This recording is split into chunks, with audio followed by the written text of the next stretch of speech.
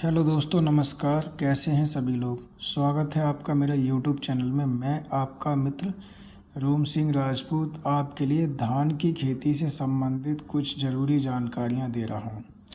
तो किसान भाइयों, धान की जो खेती है उसका ऐसा समय चल रहा है कि इस समय पे धान की जो फसल है वो बाली उसकी निकलनी प्रारंभ हो गई है। कहीं कहीं बाली निकलने वाली है, कहीं कहीं खेतों में बालियाँ निकल आई हैं। इस समय पे सबसे बड़ी जो समस्या आ रही है वो धान के खेतों में, ये आप देख रहे हैं, इस प्रकार का कीट आपके खेतों में देखने को मिल रहा होगा। तो ये जो कीट है इसके लिए फुदका बोलते हैं, क्योंकि ये फुदक फुदक कर पौधों पर चलता है। एक पौधे से दूसरे पौधे पर ये पहुंचता है और ये पत्तियों के लिए खाता है, और पत्तियों को खाने के साथ साथ पौधे के तने के लिए खाता है, और इस प्रकार का पौधे में एक इन्फेक्शन पैदा कर देता है, जो कि पूरा की पूरा पौधा आपका ख़राब हो जाता है, यानी ख़त्म होने की स्थिति में पहुंच जाता है। तो इसके लिए कुछ हद तक लोग तड़ा भी बोलते हैं, और ये फुदका होता है। बहुत सारे नामों से इसके लिए क्षेत्र के अनुसार कई कई नामों से इसके लिए लोग बोलते हैं, लेकिन इसका जो मुख्य काम होता है, ये पौधे के लिए हर प्रकार से क्षति पहुंचाता है, और क्षति भी इस लेवल की पहुंचाता है कि इससे अगर हमारा खेत पकने की भी स्थिति में है फिर भी इतना नुकसान कर देता है कि पूरी की पूरी फसल के लिए चौपट जरा से समय में कर देता है। तो इसकी रोकथाम करना बहुत आवश्यक है। अगर इसकी रोकथाम नहीं करेंगे समय रहते, अगर इसका कंट्रोल नहीं किया, इसका नियंत्रण नहीं किया, तो फसल में बहुत ज़्यादा नुकसान हो जाता है।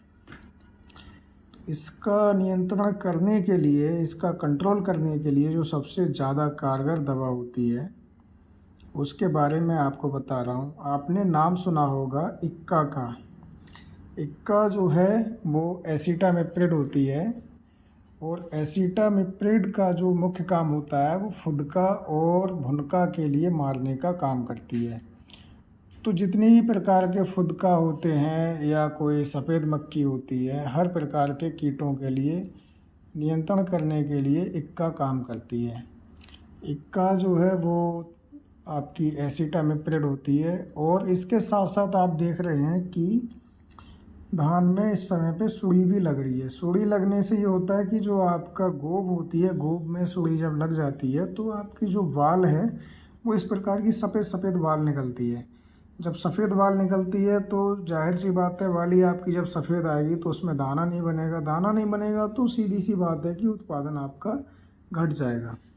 तो ऐसी स्थिति में हमको क्या करना चाहिए, हमको इक्का के साथ साथ इमामेक्टिन बेंजोएट नाम से एक जो दवा आती है उसको लेना चाहिए। इमामेक्टिन बेंजोएट जो है वो आपकी 50% में आप ले सकते हैं, और इसका जो छिड़काव है वो आप अपनी फसल में कर सकते हैं। पानी में घोलकर इनका छिड़काव करना है। छिड़काव करने के पश्चात में हम देखते हैं कि लगभग आपकी 1 सप्ताह के अंदर अंदर फसल में इन कीटों का नियंत्रण हो जाता है। यानी कि 3 दिन में नियंत्रण होना शुरू हो जाता है, लेकिन 1 सप्ताह में पूरा रिजल्ट हमको देखने को मिलता है। तो सबसे ज़्यादा नुकसान वो जो है वो आपका फुदका की वजह से होता है, फुदका और सुड़ी। तो ये जो फुदका है ये ऐसा इसका काम है कि ये आपके पौधे पे जब लगता है तो पौधे को तो खाता ही है, उसके साथ साथ अपना एक चेपा छोड़ता है। चेपा जब ये छोड़ता है तो जहाँ भी इसका चेपा लग जाता है पौधे पे, उस वही भाग पौधे का इन्फेक्टेड हो जाता है, यानी संक्रमित हो जाता है। और जब वो भाग संक्रमित हो जाता है तो वहाँ से दूसरी जगह पर जो भी उस पौधे से दूसरे पौधों के तने जब उससे छूते हैं तो वो भी संक्रमित हो जाते हैं। इस तरह से पूरे की पूरे खेत में ये बहुत जल्दी इसका इन्फेक्शन फैल जाता है, जिससे कि बहुत ज़्यादा नुकसान होता है। दूसरी चीज़ ये है कि इनकी संख्या इतनी ज़्यादा होती है, इतनी हैवी मात्रा में ये होते हैं कि एक दिन में देखा जाए तो एक दिन में खेत के लिए बिल्कुल बर्बाद कर देते हैं। तो इनका नियंत्रण करना बहुत आवश्यक है। इनका नियंत्रण करने के लिए मैंने आपको इक्का के बारे में बताया। इक्का अगर आप लगा सकते हैं तो इक्का लगाइए। इक्का जो है एसिटामिप्रिड नाम से आती है। ये किसी भी कंपनी का आप लेंगे जैसी आप जिस कंपनी का लेंगे उस कंपनी में नाम ब्रांड नेम चेंज हो सकता है, लेकिन एसिटामिप्रिड सभी में पाया जाता है, तो एसिटामिप्रिड आपको लगाना ही लगाना है। दूसरा ये है कि एसिटामिप्रिड के साथ साथ आप इमामेक्टिन बेंजोएट लगा सकते हैं। इमामेक्टिन बेंजोएट लगाने से इसका जो मुख्य काम ये है कि वो सुड़ियों को मार देती है और इक्का आपके भुनका को और फुदका को मारता है। इसके साथ साथ अगर आप इनको नहीं लगा रहे हैं तो आप थायोमिथॉक्सन ले सकते हैं। थायोमिथॉक्सन के साथ में आप कोई भी सुड़ी वाली दवा ले सकते हैं। सुड़ी में आप प्रोपिनोफास भी ले सकते हैं, क्लोरोसाइपर भी ले सकते हैं, या फिर और भी कोई कीटनाशक ले सकते हैं। कीटनाशक का ये हमें ध्यान रखना है कि ऐसी कीटनाशक हम लेंगे इस समय पे जो कि उसका असर ज़्यादा लंबे समय तक नहीं रहे, क्योंकि धान का जो ये समय चल रहा है इसके बाद में धान जब पक जाएगा तो वो पुआल हमको पशुओं को भी खिलाना है। तो इस चीज़ का हमको विशेष ध्यान रखना है कि ऐसी दवा का इस्तेमाल करना है जो कि 1-2 सप्ताह से ज़्यादा उसका कारगर काम नहीं हो। तो किसान भाइयों, ये मैंने आपके लिए फुदका के बारे में बताया। फुदका लगने पर हमको क्या क्या करना चाहिए ये मैंने आपको बताया। दूसरी चीज़ ये है कि इसके साथ साथ हमारे लिए इस समय पर पौधों के लिए कोई न्यूट्रिशन की भी आवश्यकता पड़ती है। जैसे कि आप देख रहे हैं बहुत सारी इनकी पत्तियां पीली पड़ के और सूख जाती हैं, तो इसके न्यूट्रिशन के लिए हम बोरॉन प्लस कैल्शियम का मिश्रण लेकर और उसका छिड़काव कर सकते हैं। उस बोरॉन और कैल्शियम का हम जब छिड़काव करते हैं तो कोई भी हमको ऐसी ले लेनी है जो कि आपकी स्प्रे फॉर्म में आती हो, तो उसका हमें छिड़काव करना है। बोरॉन और कैल्शियम का छिड़काव करने से जो पत्तियां हैं हमारी उनमें चमक पड़ जाती है। दूसरा, इसके साथ में हम कोई फंजीसाइड भी ले सकते हैं। फंजीसाइड इसलिए ले सकते हैं कि बहुत सारे रोग भी इस समय पे आते हैं, जैसे कि धानों में आप देख रहे हैं काली पीली चित्तियाँ सी बन रही हैं पत्तियों में, और पौधा जो है उसमें बहुत सारे जो है उसकी पत्तियां पीली और काली और चितकबरी सी बन रही हैं। उसके साथ साथ धान जो बन रहा है वाल, उसमें भी कुछ रंग पर फर्क पड़ता है। तो हम साफ़ ले सकते हैं यूपीएल की साफ़ ले सकते हैं, या साफाइलाइजर ले सकते हैं, या फिर हम कोई भी ऐसी दवा ले सकते हैं जो कि जिसमें कार्बेंडाजिम और मैंकोजेब का मिश्रण पाया जाता हो। तो इनका हम छिड़काव करने से अपनी फसल के लिए थोड़ा अच्छा कर सकते हैं, जिससे कि कोई भी आपकी बीमारियां हैं वो ना लगे। दूसरा ये कि जो भी जितने भी प्रकार के कीट हैं उन कीटों से भी अपनी फसल को बचाना बहुत आवश्यक है, क्योंकि ये समय ऐसा चल रहा है कि इस समय पे हमारी जो फसल है, पूरी जो मेहनत है और पूरी लागत है वो सारी डिपेंड करती है। क्योंकि इस समय पे अगर थोड़ी भी लापरवाही कर देते हैं तो फिर बहुत बड़ी समस्या हो जाती है। क्योंकि इस समय पे अगर कोई भी कीड़ा अटैक करता है तो सीधा सीधा उसका प्रभाव उसके उत्पादन पे पड़ता है, और उत्पादन पर प्रभाव उसका जो पड़ता है वो मुख्य काम ये है कि हमारा जो जितनी भी लागत आती है वो सारी लागत बेकार हो जाएगी अगर इस समय पे हमने उसकी गौर नहीं की तो किसान भाइयों, ये बहुत सारे इस प्रकार के कीट पतंग आते हैं जो कि धान की फसल में आते हैं। बरसात ऋतु वाली फसल है ये, तो बहुत सारे डिजीज इसमें आते हैं। इनकी रोकथाम करने के लिए हमको समय समय पर अपनी फसल का ध्यान रखना चाहिए और फसल को देखते रहना चाहिए, क्योंकि अगर हम थोड़ी भी लापरवाही कर देते हैं तो फसल में बहुत ज़्यादा नुकसान हो जाता है। और जितने भी कोई कीट आते हैं या कोई भी सुड़ी या कोई भी अन्य प्रकार के कीट आते हैं तो उनका हमको शीघ्रता से उनका उपचार करना चाहिए, जिससे कि हमारी फसल को हम बचा सकें।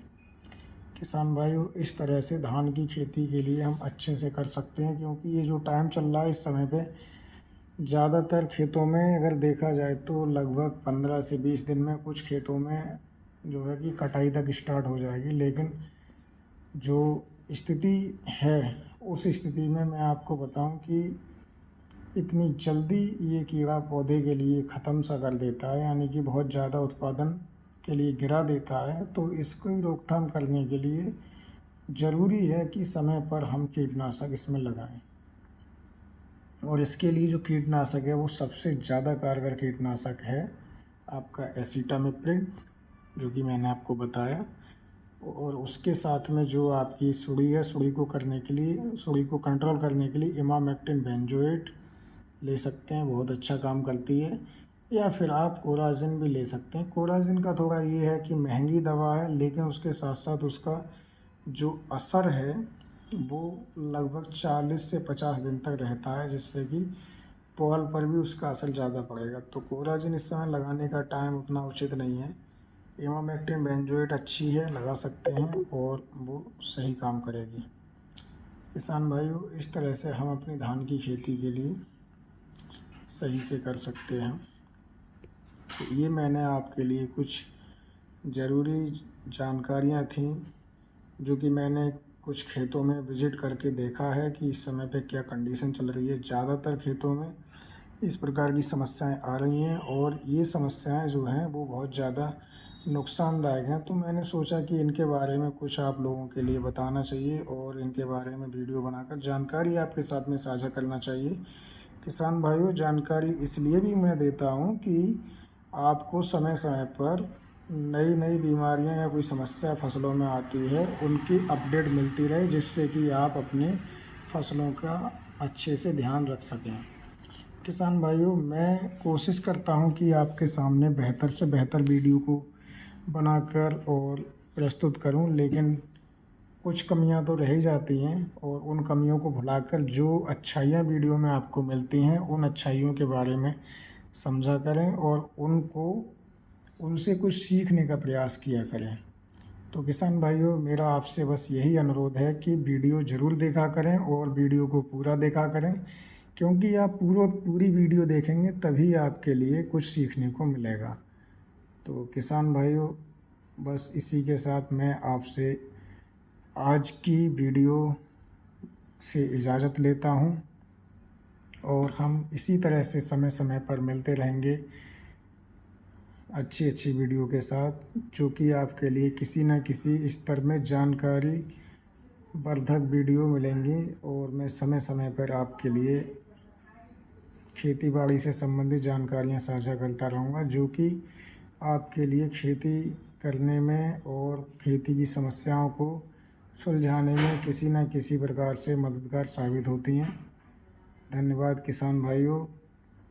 और जो लोग हमारे चैनल पर पहली बार आए हैं वो चैनल को सब्सक्राइब करें, और जो वीडियो के लिए देख रहे हैं वो वीडियो को लाइक ज़रूर करें और अपना एक प्यारा सा कमेंट वीडियो में ज़रूर डालें, जिससे कि हमें आपकी प्रतिक्रिया और आपकी राय या आपका जो भी सुझाव है वो हम समझ सकें।